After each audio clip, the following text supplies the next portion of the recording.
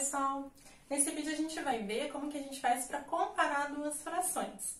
Ah, como assim? Comparar significa dizer o quê? Olhar para as duas frações e verificar quem que é maior, quem que é menor ou se elas são iguais.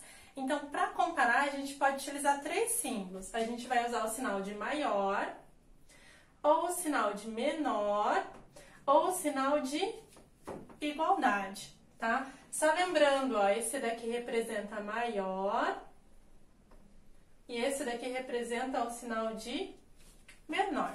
Bem, então vamos lá, como que a gente faz para comparar duas frações? Então, primeira coisa, se a gente olha duas frações, né, por exemplo, 4 sobre 12 e 2 sextos, o que que acontece? Ó, só de olhar primeiro, se eu simplificar essa fração, ou se olhar, comparar aqui o 4 com 2, ó, como que o 4 virou 2? Se eu dividir por 2. Ah, o que que eu fiz com o 12 para virar 6? Eu também dividi por 2.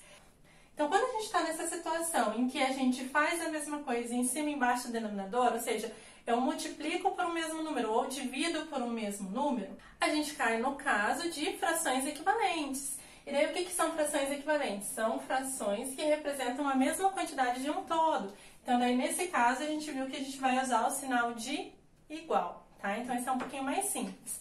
Agora, a grande questão é, quando é que a gente vai comparar duas frações que são diferentes, né? Quando é que a gente vai dizer que uma é maior ou que é menor que a outra? Então, existem algumas formas de a gente fazer isso. O jeito mais fácil da gente comparar duas frações é quando elas têm o mesmo denominador. Então, por exemplo, se eu quero comparar 1/3 e 2/3, quem que é maior e quem que é menor? Então, o que a gente pode fazer? A gente pode recorrer à situação geométrica. O que ela representa geometricamente? Então, lembrem-se, o que é 1/3? Eu vou pegar a mesma parte inteira, tá? Para as duas frações. Vamos supor que a minha parte inteira é um retângulo. Ó, vou desenhar exatamente o mesmo retângulo, ok? Podia ser também um círculo ou qualquer outro desenho igual. E aí, o que a gente vai fazer? Eu tô pegando aqui a parte de baixo, dizendo quantas partes iguais que eu vou dividir a minha parte inteira. Então, 1/3, ó, eu vou dividir em 3 partes iguais. E aqui eu vou fazer a mesma coisa, porque o denominador é 3. E agora, o que que representa essa fração? Eu vou pegar uma parte de 3. O que que representa essa fração? Eu vou pegar duas partes de 3. E agora, quem que é maior? Em qual das duas frações eu fiquei com mais coisa? Aqui eu peguei 2 de 3 e aqui eu peguei só uma, ó. Essa minha parte pintada é maior. Ou seja, qual fração que é maior? Essa daqui. Então, a primeira é menor do que a segunda, tá? Quando os denominadores são iguais, fica bem fácil da gente fazer essa comparação. Por quê? Porque se a gente está dividindo a mesma quantidade em partes iguais, né? Ó, eu estou dividindo o mesmo retângulo nos dois casos em 3 partes, qual que é a fração maior?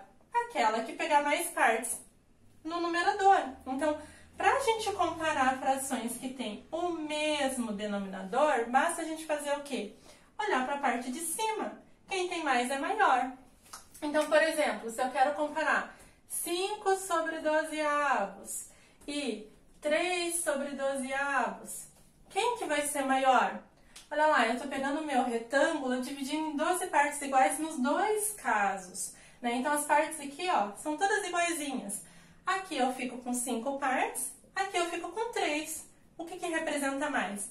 5 partes. Então, olha lá, quando aqui embaixo é igual, basta a gente comparar o numerador. Quem que é maior? O 5 ou o 3? O 5. Então, essa fração vai ser maior do que esta, ok? E vamos fazer mais um exemplo. Vamos supor que eu tenho assim, ó, 3 sobre 14, 7 sobre 14 e 2 sobre 14. Eu pergunto, qual que é o maior de todos esses? Ah, não é todo mundo com o mesmo denominador? Então, eu estou dividindo a mesma quantidade em 14 partes iguais. Vamos pensar numa pizza agora. Eu peguei uma pizza e dividi em 14 partes. Aqui nessa fração eu fiquei com 3 partes, nessa eu fiquei com 7 e nessa com 2 pedaços de pizza. Onde que eu fiquei com mais? Qual que é a fração que representa a maior quantidade? 7. Então é só olhar para cima. Qual que é a maior de todas? 7 sobre 14. Ela é maior do que quem? Quem que vem depois? 3 sobre 14. Peguei 3 partes, é maior do que 2 partes. Então, em ordem decrescente, né, do maior para o menor, fica nessa ordem, tranquilo? Então, quando o denominador é igual, aqui fica moleza. O problema é quando o denominador é diferente. E aí, o que a gente faz? Vamos ver? Bem, então aqui eu trago um exemplo, ó, que eu trago 3 frações diferentes, ok? E aí eu quero saber qual delas é a maior de todas, quem que tá no meio e quem que é a menor, tá? O que acontece aqui? A diferença agora é que os denominadores, aqui a parte de baixo é diferente. Ou seja, quando a gente vai comparar, a gente sempre tem que comparar com uma parte inteira igual. Então, se eu pegar, por exemplo, um retângulo para representar este e este, olha só, vou até colocar um debaixo do outro para ficar mais fácil, tá? Eu vou pegar o mesmo retângulo para representar 3/4, o mesmo retângulo, que é a minha parte inteira, para representar 1/2 e o mesmo retângulo para representar 2/3. Ah, professora, o que muda agora? O que muda é que, embora eu esteja falando da mesma parte inteira, eu não estou mais dividindo ela em pedacinhos iguais. Então, aqui, ó, na primeira fração, que é 3 sobre 4, eu vou dividir em quantas partes iguais? Eu vou dividir ela em 4 partes iguais. Ok? Na segunda, eu não vou dividir em 4 partes iguais, eu vou dividir em 2 partes iguais. Então, eu vou dividir aqui na metade, ó, porque embaixo é 2. E aqui, como o denominador é 3, eu vou dividir em 3 partes iguais. O que muda agora? O que muda é que a comparação é diferente, tá? Por exemplo, né? Se eu pegar uma parte aqui e pegar uma parte aqui, são partes diferentes. Então, mesmo que esse fique com uma parte e o de baixo fique com uma parte da divisão, as partes têm tamanhos diferentes. Então, agora fica um pouquinho diferente da comparação anterior. Vamos ver no desenho que fica mais fácil. Olha lá. O que representa 3/4? Dividir em 4 partes iguais, vou pegar 3. O que significa 1/2, né? Eu vou pegar a metade, ó, vou pegar uma parte de 2 partes iguais. Vou pegar esse pedacinho aqui. E o que significa 2/3? Ó, dividir em 3 partes iguais e vou pegar 2. E agora a pergunta, quem que é maior aqui? E aí, pessoal, é claro que a gente já vê de cara, ó, olhando para o retângulo e pensando, ó, eu peguei tudo isso no primeiro pedaço, aqui eu peguei metade, aqui eu peguei isso daqui. Quem que vai ser maior? A gente já vê que o menor de todos é esse, ó. Se a gente for comparar, bem aqui na metade, ó. Esse daqui tem um pouco mais, esse daqui tem um pouco mais. Então, eu já sei que o menor de todos é esse daqui, é o menor. Mas e entre esses dois? E agora? Quem que é maior? E aí aqui, comparando esses dois, aí a gente tem que fazer o desenho bem certinho, porque senão pode gerar uma confusão.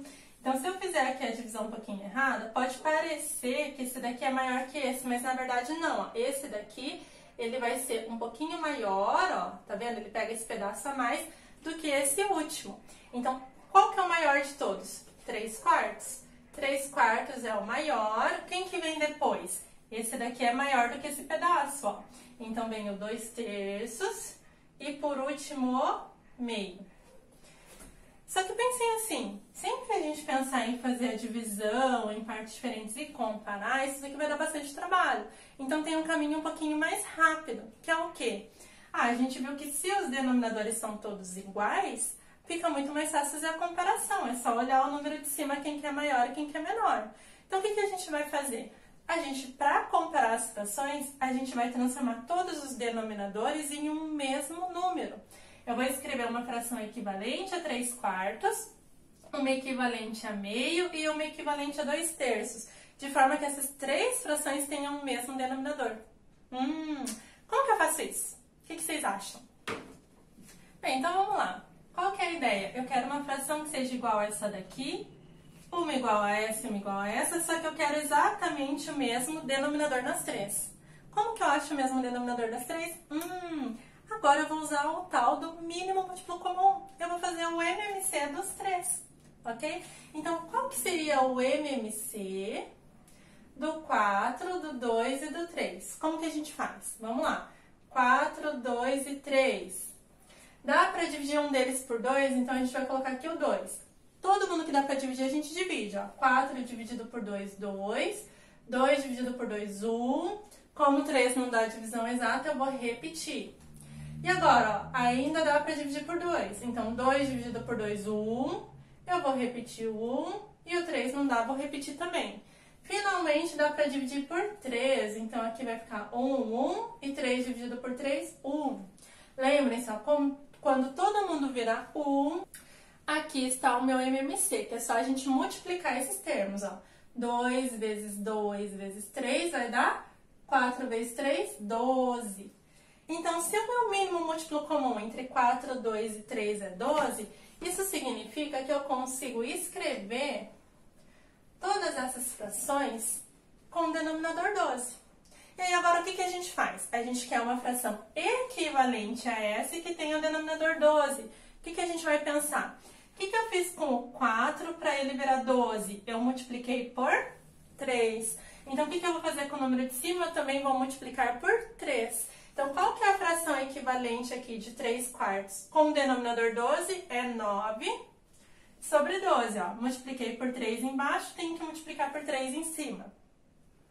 Vamos fazer a mesma análise agora para a segunda fração. Qual que é a fração equivalente a meio, né? 1 sobre 2. Então, o que eu fiz com a parte de baixo para virar 12? Ó? O 2 para virar 12 eu multipliquei por 6. O que eu vou fazer em cima? Eu também vou multiplicar por 6. Ó. 1 vezes 6, 6. Ok? Finalmente, a última fração. Ó. O que eu faço com o denominador para virar 12? Ó? 3 vezes 4 é 12.